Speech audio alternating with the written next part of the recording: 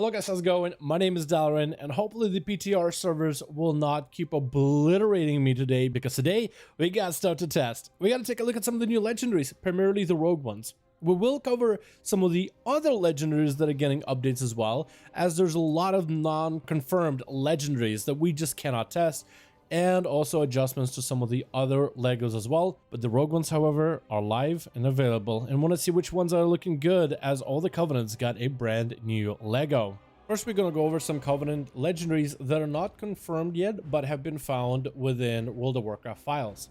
First of all is the Paladin set with Kyrian Divine Resonance. Every 10 seconds after casting Divine Toll, you cast it again at 60% effectiveness. This lasts for 30 seconds. So after using Divine Toll, you'll get 3 more Divine Tolls, which will be 60% effective. But together with the Conduit from the Kyrian, I suspect this is going to be a really strong legendary going forward for Kyrian Paladins. The Night Fae get Seasons of Plenty.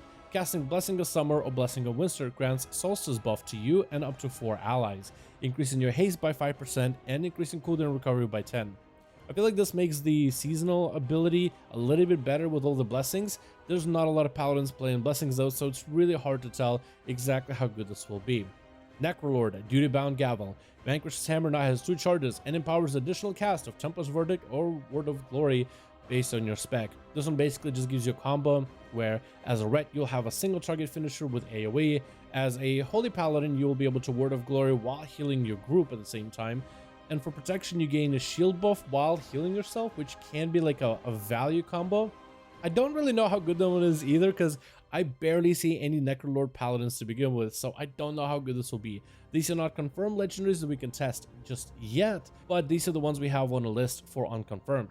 Then for Shaman we have Splintered Elements, each additional, and that's just kind of how it ends. I think it's supposed to be each additional Lava Burst, Lightning Bolt, Healing Wave, as related to the Primordial Wave and what it does for each spec. Each additional X ability generated by Primordial Wave, makes more sense that way, increases your haste by 5% for 10 seconds. I feel like this one could be pretty good for healers and maybe DPS to give yourself like a mini Bloodlust, especially if you get a bunch of Lava Bursts, Lightning Bolts, or Healing Waves. But generally, I feel like Shamans already have really strong legendaries by themselves, and I don't really know if this Covenant one can compete, but you guys let me know.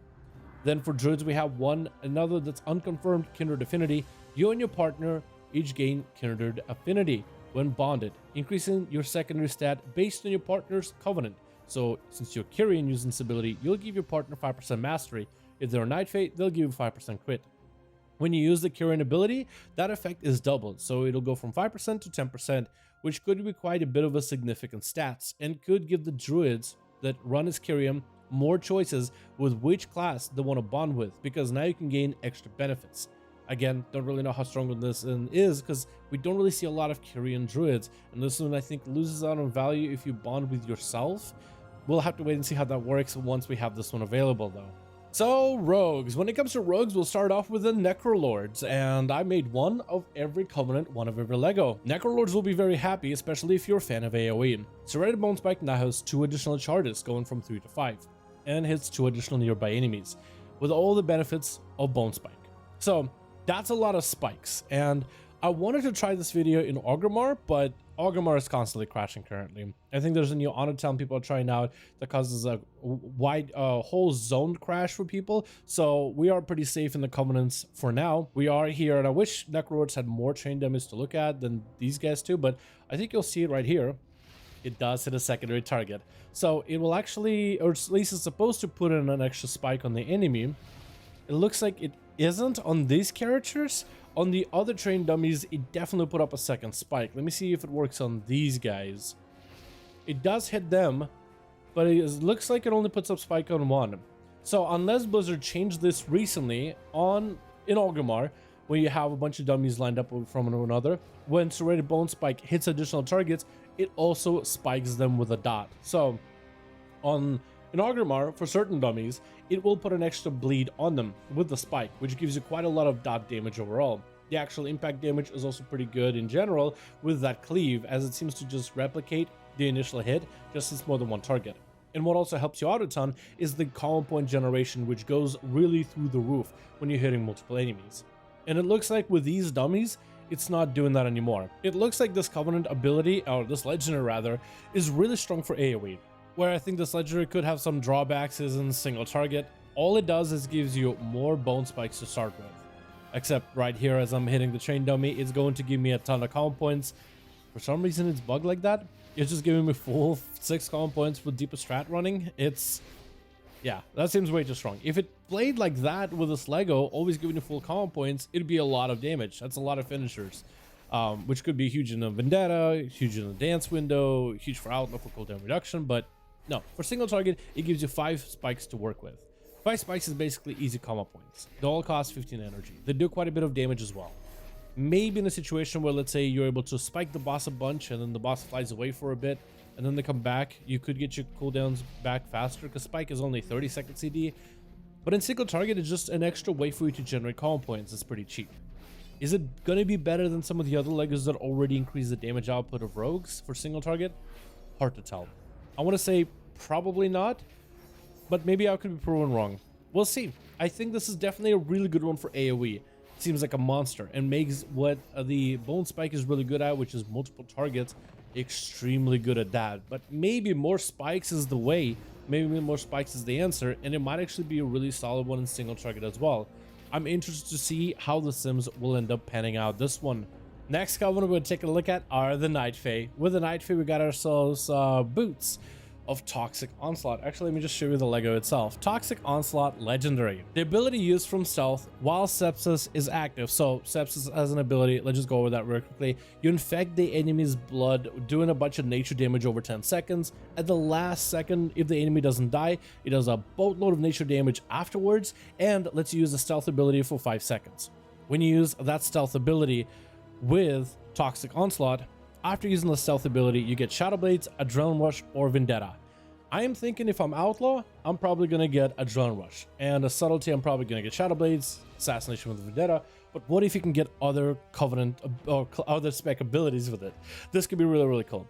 So we are going to press Sepsis, Stealth, and we got Vendetta. Oh, what? Oh, it disappeared immediately. But we got Vendetta as an Outlaw Rogue. Wow, that's kind of cool. So it's just like that one Torghast ability where when you get it, I think it's called Jack of all trades. When you use Vendetta, Shadow Blades, or Vendetta, Shadow Blades, or Adrenaline Rush, you get the other abilities that you don't have on the enemy. So if you, let's say you use Adrenaline Rush, you would get Shadow Blades. You wouldn't get the common point generation extra of Shadow Blades, but you would get the extra damage, which is worth. Or Vendetta, 20% more damage on the enemy, and you saw that was there. It definitely was there. It just disappeared immediately, because I think maybe it's someone with a train dummy, or maybe someone with the ability. Wait, could I actually get, could I get Shadow Blades off this? Ambush. We got Adrenaline Rush. Okay, so we already have Adrenaline Rush. It doesn't roll into your already existing Adrenaline Rush, as I saw here just now, so you'll want to make sure you have Adrenaline Rush, Vendetta, or other abilities already pre-rolled, is what it seems. Wow, this is really cool though. So you can get, okay, let's try this as Assassination. I want to see what you get as Assassination for this. This could be really, really cool. Let's see what we get. Ambush. We got Adrenaline Rush. Oh, that's so cool. We actually got Adrenaline Rush like I said. Oh, that's awesome. This is a cool Lego. I think this one is multifaceted. This one can be really neat. This just adds more burst, whether you're AoEing or whether you're single targeting. It's only 8 seconds, so it's not like a long duration, and it looked like Vendetta just fell off immediately, so hopefully they can fix it so Vendetta just doesn't disappear off the target immediately and actually stays its full value. This could be really cool. So this is basically kind of like the Tormented King's Legendary for warriors, except here it works off of your Covenant ability. I'm actually a fan. I don't know how good this will be. This one seems like a bit of an amoeba. I don't really know just how strong this is going to be. I think it has potential. I think it could be cool in a lot of situations. Is it better than any of the other Legos? I don't know. I guess it's a question, would you rather have 8 seconds of Shadow Blades as an Outlaw Rogue, or would you rather have Master Assassin every time you vanish? And with a 1.5 minute CD, this will actually get quite a bit of use. So I think this could be kind of good. I don't know. I feel like this could be maybe somewhat of a decent Legendary. It definitely is interesting, to say the least. So now I'm on my Venthyr Rogue, and as he is right now constricting his head between his shoulders, let's take a look at the Venthyr Legendary. Don't ask me how I got this. I have no idea why he's doing this. So the Venthyr Legendary is kind of interesting. It doesn't really try to reinvent the wheel like the other ones really with the abilities. It tries to make it just stronger. And Obedience is an interesting one where Flagellation now also increases your versatility by 1%. So up to 30% max haste, 30% versatility. That's a pretty sizable number, offensively and defensively. Each combo point spent while Flagellation is active decreases its cooldown by 1 second, which makes you wonder, what if you're playing an Outlaw Rogue together with Dreadblades? Wait, no one asked that? Well, maybe some of you might have. Dreadblades could be quite a big, significant CDR. Flagellation is up. I need to get... I guess I don't really need Slice and Dice up, do I? Increasing my haste. And it does increase my versatility by hefty numbers. Those are pretty good numbers. 52 versatility increase. It looks like it only gives you versatility while you're using the ability. So it has this rampant benefit of versatility. Wait, whoa, whoa, whoa, whoa, whoa. The cooldown reduction is constantly present. I don't think that's how that's supposed to work. Whoa, okay. Hold on, is that normal? Each combo point spent while Flagellation is active decreases cooldown by 1 second. So we're getting some crazy good CDR in this ability. Way too good of CDR, to be honest. Yeah, it's just a ton of damage. A lot of damage. I don't think that's intended to be this way, but overall a really strong legendary. So if you were to imagine, how would this Flagellation legendary work properly? So you would imagine that the versatility buff would stay after the Flagellation buff falls off. So it's supposed to build you up haste and versatility, and then after the buff falls off, it gives you that haste and versatility for a couple seconds. That'll be a huge damage increase on its own. The cooldown reduction aspect of it would also be kind of nice, reducing the cooldown of this ability maybe down to a minute, maybe 1.1, but giving you more frequent uses of your Flagellation ability, which is a strong rogue ability as its own for the 1.5 minute CD. Overall, this would make this a really strong Lego, and I actually could see this one maybe be good in pure single target, but rogues are also not really a minute class. We don't have cooldowns every minute. Assassination, Vendetta every 2 minutes, so I guess you would have Vendetta, then Flagellation, Vendetta, Flagellation, so those would sync up a little bit better. Outlaw doesn't really have any minute-long cooldowns, but because of its floaty cooldown reduction, I think it could be good there. Subtlety does play, it can technically play on every 30 seconds with Symbols of Death if you delay your dances, so you would have full Flagellation, Symbols of Death, dance, 30 seconds later, dance with symbols, 30 seconds after, Flagellation with dance, so that could be quite a bit of damage overall. I think this could be a really strong Lego. The ramp up with versatility will also be beneficial since rogues can play to a bit of a ramp up, making you eviscerate stronger and stronger with every one, or in Venoms, in Vendetta, stronger and stronger with every single one. This potential, I think, could be a decent solo Lego. I still think the other ones will probably sim ahead of it, but as a Venthyr player myself, I think this one is really strong. Now, the Kyrian legendary is an interesting one. However, we cannot test it for one reason or another, and I made multiple rogues sitting through a lot of DCs and crashes, as PTR apparently is just crashing all day. Resounding Clarity, no matter what I do, I cannot learn it. I have collected every Lego. All these characters have these Legos learned. They just gotta be part of the Covenant. I am part of the Covenant. I cannot learn it for the help of it. So we cannot test Resounding Clarity at all. Echoing Reprimand, however, with this legendary will now anima charge 4 combo points. So let's talk about the anima charge thing. So when you press the ability of Echoing Reprimand, it anima charges one of those combo points. So my third combo point is anima charged, and that third combo point will function as if it if I were to say use a finisher on that anima charge combo point, it'll function as if it's 7 combo points. So next dispatch would be a big hitter. It would treat it as if I use 7 combo points to put in a dispatch instead of just 3. With the Resounding Clarity, it'll anima charge 4 combo points, and those combo points can be anywhere between 2, 3, 4, 5, or I guess 6. Or let's say if you're not running Deeper Stratagem, then you would have anywhere between 1, 2, 3, 4, and 5 combo points that could be anima charged. So we'll press it again. Now it anima charge third combo point again. Sometimes it does the same one, sometimes it changes it. So you get this effect of Echo and Reprimand extra bonus damage 4 times. One of the things that I don't like about Echo and Reprimand as an ability is you kind of ignore this anima charge aspect of the combo point. To explain why I don't like it, it's not that it's a bad ability. It's just the way you play it, I feel like is a bit backwards. But this is apparently the correct way of playing it. So Echo and Reprimand and Rogues. Rogues generate common points, and the one thing you want to do as a rogue is to generate as many common points and use as many finishers as you can in PvE situation. When you use the anima charge ability with Echo and Reprimand, do you butcher your playstyle? Do you use abilities that are not value abilities? Do you actually short yourself? Like, let's say you're sitting at 3 common points, but for an anima charge you need 4 common points. What do you do as a rogue?